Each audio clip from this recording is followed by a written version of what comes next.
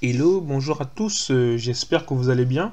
C'est Code. Donc nous allons continuer notre formation sur le langage Python. Et donc on a vu premièrement c'est quoi la programmation, ensuite on a parlé un peu de Python là en large, pourquoi on devra apprendre Python. Et là aujourd'hui nous allons commencer à aller un peu plus dans le sujet en commençant par l'installation de Python. Pour installer Python, que vous soyez sur Windows, Mac ou Linux, comme on a dit que Python est cross-platform. Donc, on va aller sur le site de Python, qui est comme ça, python.org, comme ça. Soit vous tapez directement python.org, ou bien vous pouvez aussi venir sur on va dire, sur Google, par exemple, pour ceux qui veulent passer par là. Vous pouvez directement venir ici et taper Python. Comme ça, une fois que tu as vu Python, on va vous rediriger voilà, sur le site python.org. Ok? Donc ici maintenant, qu'est-ce que nous allons faire? Nous allons installer Python. Donc pour installer Python, nous allons installer la version 3. Nous allons parler un peu plus pourquoi la version 3. Ici, déjà, on est à 3.10. Donc ici, je vais cliquer là, Download Python 3.10.1. Donc c'est ce que je lance ici. Je vais commencer à installer. Et donc, pourquoi j'installe la version 3? Parce que aussi il y a la version 2, mais la version 2 devient aussi obsolète. Qu'est-ce que ça veut dire obsolète? Ça veut dire qu'il y a des choses qui sont en train de disparaître, et donc dans les versions futures de Python, ça ne fonctionnera plus. Donc aujourd'hui, on installe les plus récentes parce que c'est une version qui est stable. Quand ils proposent comme ça veut dire que la version est plus ou moins stable. S'ils la mettent, parce que là, lorsqu'on clique sur Download, vous voyez, bon, là maintenant, il nous parle, on va dire, d'installer Python. Ici, qu'est-ce qui se passe? Ici, il y a installer Python, il y a Customize Installation, donc on fait comment améliorer l'installation, mais bon, ça c'est un peu technique, nous on va pas s'appesantir là-dessus. Mais ici, il y a ce qu'on appelle des variables d'environnement. Qu'est-ce que les variables d'environnement? C'est-à-dire que lorsqu'on installe un logiciel, il faudrait que Windows puisse retrouver là où il est installé. Quand on dit path, path en anglais, ça veut dire juste chemin. En fait, c'est le chemin pour savoir où il a été installé. Comme par exemple, si on est chez nous, on cherche, on va dire, on cherche un stylo, on va chercher le tiroir des stylos. Les tiroirs où sont supposés être les stylos. Et c'est là-bas on va chercher le stylo dont on a besoin. Et de la même manière, Windows, lorsqu'il va installer Python, il va installer Python à un endroit. Mais il va juste installer. Mais si on ne rajoute pas ici, add comme ça, il ne va pas savoir là où il est installé. Il va juste l'installer. Donc, quand on va vouloir l'utiliser, il va se bloquer. Ça ne va pas marcher parce qu'il ne sait pas là où il est. Mais donc, quand on met add comme ça, c'est pour dire que en fait, installe Python et retient bien que Python a été installé à tel endroit. Comme ça, quand on veut l'utiliser, bah, il te suffit d'aller à cet endroit pour pouvoir récupérer Python. Donc ici, on va cliquer sur add path là. Donc, c'est juste ça. Et maintenant, on va cliquer sur install now. Donc ici, il va me demander, oui, voilà, vérifier, ok, très bien. Donc qu'est-ce qu'il est en train de faire? Il est en train d'installer Python. Donc Python, comme on disait, c'est la version 3.10.1. En fait, il y a aussi la version 2, la version 2 et 3, mais ce qui s'est passé, c'est que quand il y avait la version 2 et il y avait la version 3, le fait de développer sur les deux, parce qu'on améliorait la version 3, ensuite on améliorait la version 2. Juste pour comprendre les chiffres, 1, c'est pour dire qu'il y a, on va dire, une amélioration, bon, qui est, on va dire, pas très importante.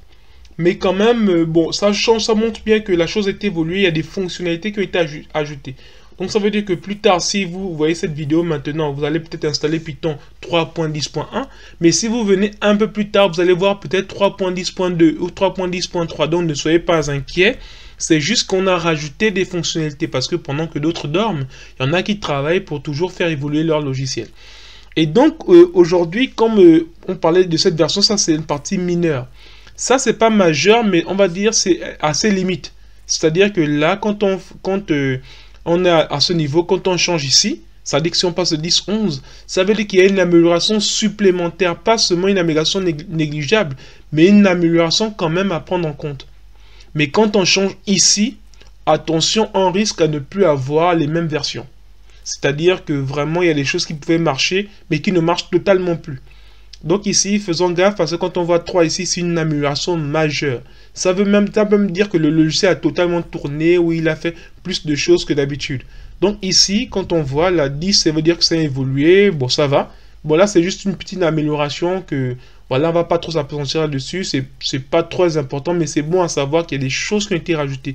Mais ici, quand ça change, ça veut dire qu'il y a quelque chose de considérable qui a été modifié. Mais tandis que quand on change là, si on passe à 4, là, on risque même d'avoir tout autre chose, en fait. Donc, c'est ce qu'il faut retenir pour, en ce qui concerne l'installation d'un logiciel et dont on nous parle de version. Ici, comme je disais, lorsqu'on arrive là, il y a différentes versions. Et ce qu'il faut savoir, c'est que là, parce que l'ordinateur a directement détecté que je suis sur Windows. Donc, il a déjà installé pour Windows. Mais en fait, il y avait moyen d'aller voir sur Mac ou bien sûr sur Linux. Et pour cela, vous avez aussi la documentation qui est là. Vous voyez ici, si on clique sur la documentation, on peut voir pas mal de choses sur Python. Donc ici, je clique sur documentation. Ici, on va me montrer comment Python fonctionne. Vous voyez ici, là, il y a la version 2. Pas de l'amélioration de 2 à 3, mais ici, il y a la version 3. Donc ici, il y a le tutoriel pour savoir comment utiliser Python. Pour ceux qui aiment d'abord l'anglais, parce que la documentation est en anglais.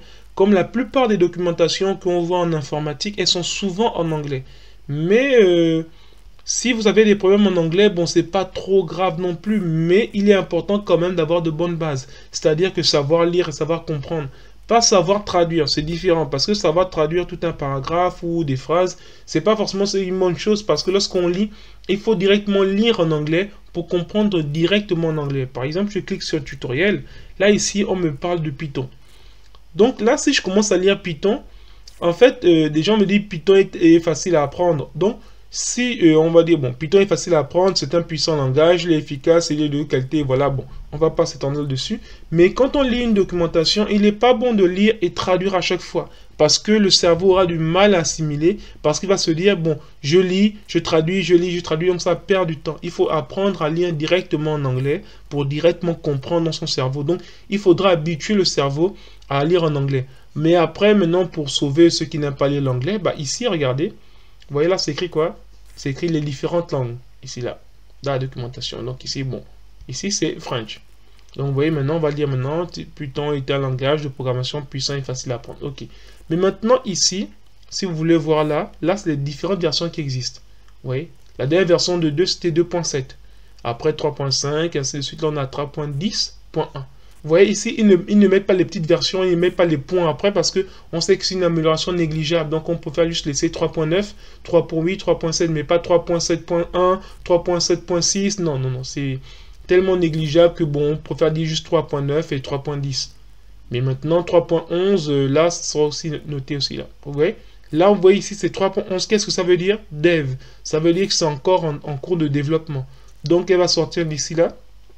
Peut-être au moment où vous allez installer Python, après avoir vu cette vidéo, vous verrez que ce n'est plus la version 3.10, c'est la version 3.11. Donc ne vous inquiétez pas si vous avez une autre version, mais du moment que le premier nombre soit le même, 3. Et juste aussi pour conclure, c'est que quand on voit ici au niveau de 3.10.1, ça c'est la première version de 3.10. Et là, ils sont déjà en train de faire développer 3.11. Donc, ça veut dire qu'ils n'ont pas forcément eu de petites améliorations ici, pas forcément de petites modifications, mais ils ont seulement une grosse modification. C'est pour ça qu'ils ont mis 3.11 directement. Bon, donc, on attend maintenant la fin de notre, voilà, de notre installation. Et là, c'est terminé. Donc, ici, on peut fermer la fenêtre. Donc, juste close. Maintenant, comment faire pour tester Python? Ici, comme vous êtes, je ne sais pas si vous avez vu, j'ai fait une formation sur le terminal précédemment et je vous conseillerais de regarder cette formation si vous voulez bien aussi comprendre comment utiliser un terminal parce qu'on a passé notre temps là-dessus de long en large. Donc sur Python, on ne va pas forcément s'éterniser là-dessus parce qu'on estime que vous comprenez déjà le terminal. Donc ici, on va faire pour un terminal, il y a trois choses. Soit CMD comme ça. Et lorsqu'on va CMD, il nous propose un vide de commande. Donc quand on clique, on avait vu l'échelle, voilà. Et si je mets juste Python comme ça, moins, version, regardez, il m'a bien mis Python 3.10.1, comme je vous ai montré tout à l'heure. C'est que ici, ça montre bien le 3 qu'on avait, le 10 et le 1. Par contre, si je n'avais pas mis, d'ajouter le path, comme je vous ai montré là, il n'aurait pas pu retrouver ça. D'accord? Donc ici, vous pouvez voir avec un vide de commande, vous pouvez voir la version, ou bien vous pouvez aller directement sur PowerShell comme ça, si vous êtes sur Windows aussi. Donc là, ce sera pareil. Donc il suffit de faire comme ça. Python, comme ça, moins V, comme ça. Voilà. Ou bien, attention, aussi, je voulais dire un truc. J'ai fait, soit c'est Python, comme ça, moins version, comme ça. Vous voyez? Soit c'est Python moins grand V. Vous avez les deux. Soit Python moins grand V pour donner la version, soit Python moins version. Donc si vous mettez moins, c'est version. Si vous mettez un seul moins, c'est le grand V. Donc voilà aussi sur Shell, ou bien le dernier, celui que moi j'utilise presque tout le temps, c'est Git Bash. C'est-à-dire ici, voilà. Donc voilà, là ici maintenant je veux aussi taper la même chose. Donc je vais chercher Python. On tape directement là où on est. Moins grand V. Ok, Python 3.10. Donc nous avons fini d'installer Python. Nous sommes arrivés à la fin de cette vidéo. Si vous avez eu du mal à installer Python, n'hésitez pas à le mettre en commentaire et puis je pourrai essayer de vous aider là-dessus. Donc je vous dis rendez-vous à la vidéo prochaine. Merci.